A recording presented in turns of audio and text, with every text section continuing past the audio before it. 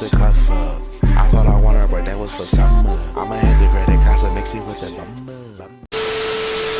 What's up, y'all? And I'm back again with another banger, you feel me? I know it's been a little bit. I already see. I ain't gonna get into all what's going on behind me right now. We'll talk about that later when I get out of here. But, yeah. I know it's been a little minute. I've been trying to get myself together, whatever. But right now, y'all can see I'm in the hospital. But I ain't gonna talk your heads off too much. We're gonna get right to the reaction. If you wanna know what's going on, go to my other page and I'll do a story time on it later on. But I don't want to talk about it right now. But anyways, we're gonna get right into this video. Y'all do not worry about all the background noises and all the machines and stuff. I know it's people talking obviously too. But today we're gonna be reacting to someone new on this page. His name is Mr. Ballin and he does tell scary stories. And today we're gonna be watching Top 3 Strange But True, the most tragic prank I've ever seen. That's what the name is. I don't know what it's about. I don't know about none of that. But we're finna get right into it. Is stranger than fiction. And today we're going to look at 3 stories that demonstrate that. But before we get into those stories, if you're a fan of the strange, dark, and mysterious delivered in story format, then you've come to the right place because that's all we do and we upload once a week. So if that's of interest to you, please invite the like button to go on an all expenses paid trip to Venice, Italy, and the second you're both in a gondola, push them into the canal. Also, please subscribe to our channel and turn on all notifications.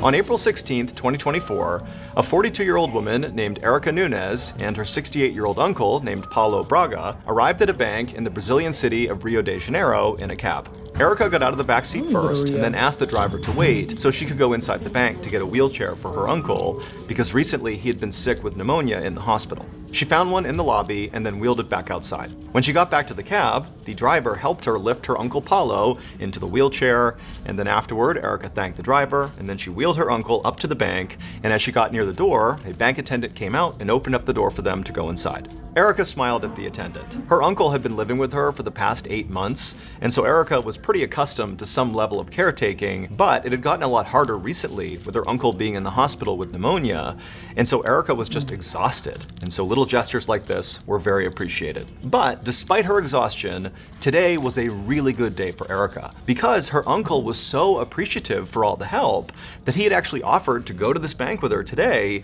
and take out a loan for her in his name so she could do some much needed repairs around her house. So Erica and her uncle made their way through the bank towards the front desk and then told the attendant that they needed to see a loan officer. She explained that they had already called ahead and her uncle had been approved for a loan. He was just here now to sign the paperwork. The attendant nodded and then typed a few things on their computer and then came out from behind the desk and led Erica and her uncle to a desk in back to wait for the loan officer. A minute later, when Erica saw the loan officer approaching the desk, she stood up and smiled and was about to say hello, but the loan officer did not smile back. Instead, she just glared at Erica and her uncle in a way that made Erica feel very uncomfortable.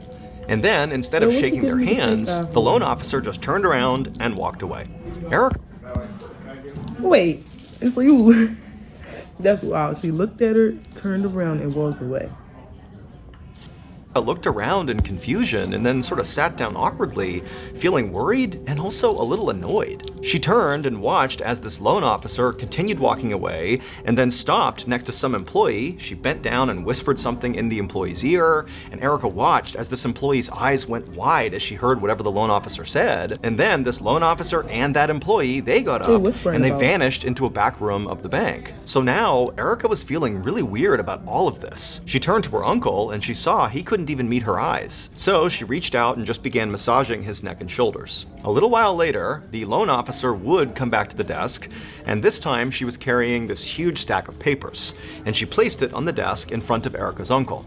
But instead of sitting down and going over this huge amount of paperwork with them, the loan officer just stood there staring at Erica, and Erica stared right back. And for about 30 seconds, there was just tense silence. And then eventually, the loan officer pulled out her phone and very obviously started filming. And so now Erica went from feeling just uncomfortable to feeling sort of afraid. I mean, this was definitely not normal bank behavior, even for a seemingly very obviously Erica, and Erica stared right back. But instead of sitting down and going over this huge amount of paperwork with them, the loan officer just stood there staring at Erica, and Erica stared right back. And for about 30 seconds, there was just tense silence. And then eventually, the loan officer pulled out her phone and very obviously started filming. And so now Erica went from feeling just uncomfortable to feeling sort of afraid. I mean, this was definitely not normal bank behavior, even for a seemingly very rude employee. But Erica decided to kind of ignore the weirdness and just get her uncle started on the paperwork. But after a few minutes, Erica began to hear the sound of emergency sirens outside the bank. And when she looked up, she saw all these police and first responders running towards her. The video that loan... Is she, what's it called, a scammer? That's why they got her? She the scammer? Officer shot that day of Erica and her uncle went viral in Brazil. In this video, Erica is seen smiling and attempting to help her uncle sign this paperwork, and she's obviously holding up her uncle's head. But her uncle is not weak from illness. Her uncle is dead. In fact, he had died hours before Erica had brought him to the bank. Now, Erica... Now, you knew that man was dead. You gonna bring him up into that people's bank, scaring them like that? That dead man, and then you holding his head up and all that? You're wild. You're going to hell. You knew that man was dead. You just wanted that money. Stop playing like that. That's actually... later claimed that she had no idea her uncle was dead. However, it was very obvious to everyone around her, which is why all the bank employees were acting so strange. Erica was arrested and held for 16 days before being released on bail. She faces charges of abusing a corpse and attempted theft through fraud. Her case has not yet been adjudicated. Oh no. Thanks to DraftKings for sponsoring just at any time. So download the DraftKings. Do that if y'all want, but it ain't got nothing to do with me. I'm not promoting either. On the prowl. On the night of October 20th, 2021, two young couples were hanging out inside of a little home in the woods in Henderson County, North Carolina. The couples were Rachel and her fiancé Chris, and their friends Autumn and Jake, whose home it was. Rachel and Autumn were in the kitchen preparing to dye Rachel's hair over the sink. Jake and Chris were in the living room discussing the very strange sightings of a black panther that had been reported all over town in recent days. So, North Carolina does have big cats, including panthers. After all, their professional football team is named the Carolina Panthers. However, the panthers in North Carolina are typically of the brownish color, not the pitch black variety like the panther that was apparently prowling all over Henderson County in recent days. Nonetheless, Chris was absolutely convinced that he had seen this black panther about a week ago when he was out walking his and Rachel's new puppy. He swore the panther had been following him in the tree line around his property, and he had been afraid it was thinking about attacking his dog. Ever since, he told Jake he'd been nervous walking around his property outside, and so he'd begun to carry a gun for protection. Jake was in the middle of telling Chris that he too was now carrying a gun around for the same reason when they were interrupted by Rachel calling for Chris from the kitchen. Jake and Chris got up off the couch and walked into the kitchen, where Rachel told them that she'd been trying to show Autumn a YouTube video about how to dye hair at home when her phone had died. And so she asked Chris if he wouldn't mind going back to their apartment and getting her a phone charger. Now, obviously... So you telling me none of y'all got a phone charger for my phone in this house? What kind of phone you got? An Android? Not saying it like that, but no bashing or nothing, but none of y'all got no charger for me in this house. And babe, you want me to go all the way back to our house to get your charger? We going home. Wrap this up. You'll not hear another Chris day. was not thrilled about going into the woods at night, with this panther roaming around. But he loved his fiancée and would do anything for her, and he had his gun. So he said he would go. And as Chris headed to the door to leave, Jake said, "Hold on a minute." He grabbed his flashlight and grabbed his gun and told Chris he would tag along and watch his buddy's back. The two guys said they'd be back in a minute, and then they walked out the door. A light wind rustled the leaves of the trees as Jake and Chris set out on the little path that connected their two homes. They both stayed absolutely quiet as they walked, because they wanted to make sure they could hear any indication of this panther being nearby. But all they could hear was the wind, some crickets, and an owl hooting in the distance. But about halfway down the path, Chris suddenly heard something coming from the woods and instinctively shot out his hand to stop Jake in his tracks. They both froze, and then Jake raised his flashlight and shined it at the underbrush where Chris was saying he had heard noise. And for a second, all they saw were green leaves. But then 2 eyes opened up and reflected back at them. The 2 men gasped and instinctively reached for their guns, but before they had to draw and do anything, this creature emerged from the underbrush, and it was just a raccoon. Chris and Jake laughed in relief and then continued walking down the path to Chris's house. They went inside, got Rachel's charger, and then they left and stepped back into the woods. But now, as Chris and Jake walked along this dark path, something just felt different. The crickets seemed to have gotten quieter and the wind had picked up. The owl that had been hooting before must have flown away because it was now strangely quiet, except for the sound of their footsteps and the wind in the trees. They were about 40 feet away from Jake's house when they suddenly heard a twig snap to their left. And so the 2 men turned to face the noise, and as they did, they heard another sound, a low, raspy growl. And so Jake aimed his flashlight at the bush where these noises had come from, and this time it was obvious it was not a raccoon, because the bushes were literally shaking like some enormous animal was inside of them. And so the 2 men looked at each other with wide eyes, and without saying a word, they both knew they were thinking the same thing. It's the panther. And so the 2 men drew their guns and they aimed it at the bush, hoping that this thing would just take off back into the woods. But it didn't. The bush continued to shake like whatever it was gonna leap out. And so the men just opened fire, and they kept on shooting until they heard a new horrible sound. And the second they heard it, they dropped their guns. It would turn. I don't even want to hear what they about to say yet, but I'm gonna tell you, I would have did the same thing, tweaking. Y'all said there's a Black Panther woman around here. Tough, get the cat out. Tough, no mistake made there for me. Out? That was not a panther. After Chris and Jake had left the house, Rachel and Autumn decided to pull a prank. They had found some expired eggs in the fridge, and they had decided they would go hide in the bushes near that pathway and pelt the guys with them. When Rachel saw Chris and Jake approaching, she tried to crouch down lower in the bush so as not to be seen, but as she did, she stepped on a twig. And at the same time, in anticipation of their prank, the women started to laugh. They tried to stifle their laughter, but that only made them snort and shake the bushes. And that combination of noises, the snapped twig, the stifled laughter, which sort of resembled a short raspy growl, and the shaking bushes, signaled to the guys that this was no prank. This was the panther, and if they didn't act, it might attack them. And so they drew their guns and they began to shoot until they heard Autumn scream out in horror. Tragically, by the time they had stopped shooting, it was already too late for Rachel. She had been shot to death.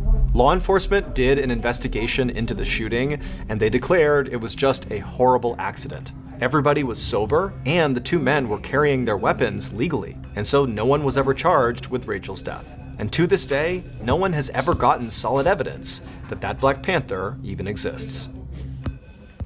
Why would y'all, knowing that they was talking about this before they even left out, I don't know if y'all heard them or if y'all didn't, knowing that everybody was scared around there from that, and knowing that y'all mans had to get mean on him, and you telling me you decided to do a prank like that at night? First of all, my question is, why you ain't start throwing the eggs? Regardless if you was snapping twigs and all that, why y'all didn't start throwing the eggs? Me personally, I'm not scaring nobody with no gun, knowing they got a gun. Regardless of the situation. If they got the gun on them, I'm not playing no prank or nothing. Like, I understand they wanted it to be a prank, but y'all know y'all man's got the mean on him. And y'all trying to play a prank? Alright, y'all. The last one's called Cutting It Close.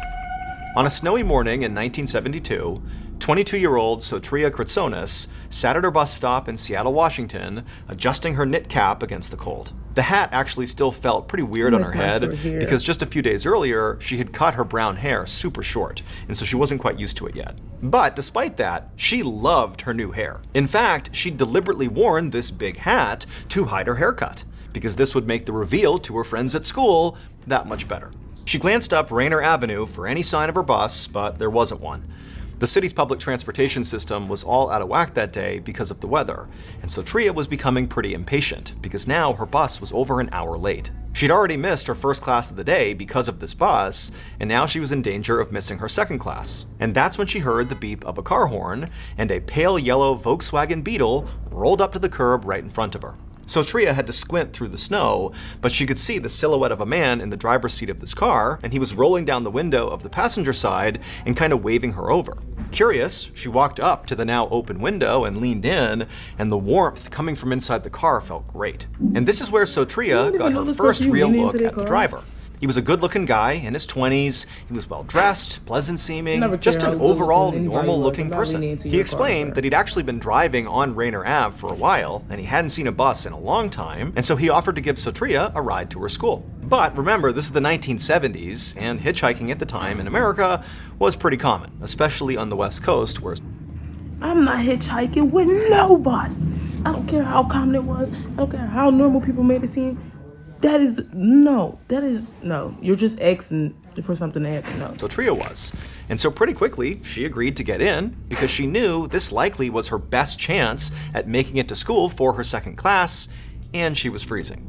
After the man pulled back onto Rainer Avenue, Soteria sat back in the seat, enjoying the warm air blasting out of the vents. And as she did, she looked out her window at the familiar route passing by. Soteria was about to apologize to this guy for making him drive so far out of his way when she heard him turn on his blinker. He was preparing to turn right.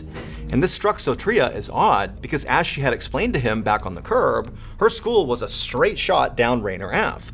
There was no need to turn, so what was he doing? Soteria looked over at the man, expecting him to explain why they were taking this sudden detour. But the man just stared straight ahead. And then a moment later, she heard the blinker turned on again, and she looked up and saw they were about to merge onto Interstate 5 southbound, which was definitely not the way to Soteria's school. And now Soteria felt a pang of fear. She opened her mouth to tell this guy he was going the wrong way, but he cut her off. And he looked at her and he said, "You know, it's a terrible idea to take a ride from a stranger." The man kept on talking as he merged onto the highway, but Soteria was not listening at all. Instead, she was fixated on what he was doing with his right hand. His left hand was on the wheel, but with his right hand, he was fishing for something underneath his seat. And so Soteria's mind began to race. Without taking her eyes off of this man and what he was doing, she traced with her hand and felt for the door handle. But she couldn't feel it. And then she turned and realized there was no door handle. It had been removed. Just then, the man stopped rummaging around underneath his seat. Whatever he was looking for, he had found it. The man sat partway up and looked at Soteria with his hand still hidden behind one of his legs and a determined but emotionless expression on his face. At this point, Soteria felt her heart hammering so hard in her chest that she was worried she might pass out from terror. All she could think about was, what is he hiding behind his leg? What was underneath his seat? But then something strange happened. The man's face changed from determined and almost cruel to confused. Soteria watched as his eyes darted up to the top of her head. The man told Soteria to take off her hat, and with trembling hands, she did as she was instructed, although she had no idea why he was asking. And when the hat was off her head, the man looked shocked, and he dropped whatever it was he had found back under his seat, and Soteria heard it land with a heavy metallic thud, but she couldn't see it. There was a long, tense silence, and then when the man finally spoke, he just said, "Why did you cut your hair?" The man immediately got off the highway and drove fast to Soteria's school. When they got there, he opened up the door for her and told Soteria to get out and said she was lucky. Then he drove away. Soteria didn't report this encounter to police. She was kind of embarrassed that she had gotten into a stranger's car in the first place, and after all, the guy, despite being really creepy, hadn't hurt her at all. And so she basically just tried to forget about it. But a few years later, in 1975, Soteria was watching TV when she saw a familiar face come onto the screen. It was the man who had given her a ride, being led into a courtroom in handcuffs. Soteria dropped everything and turned up the volume, and what she heard made her numb with horror. Because the newscaster was saying that this man who had given her a ride was a suspected serial killer accused of murdering dozens of young women who he would lure into his pale yellow Volkswagen Beetle and then bludgeon them to death with a crowbar or tire iron. And he had a very specific type when it came to identifying his victims. They were young women who all had long brown hair. And this man's name was Ted Bundy. Look at this ugly ass nigga. Look at this nigga. Look at him. Just look at him. Just disgusting. Just disgusting. He make me sick. Just look at him. He just, ugh.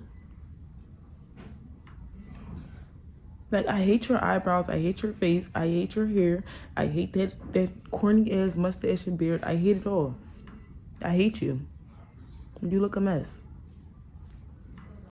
Alright, y'all, that's gonna do it for our video for today. I really hope y'all enjoyed, and if you did, please like, comment, and subscribe. And if you want to see more of these type of videos, go down below, and I will see y'all on the next banger.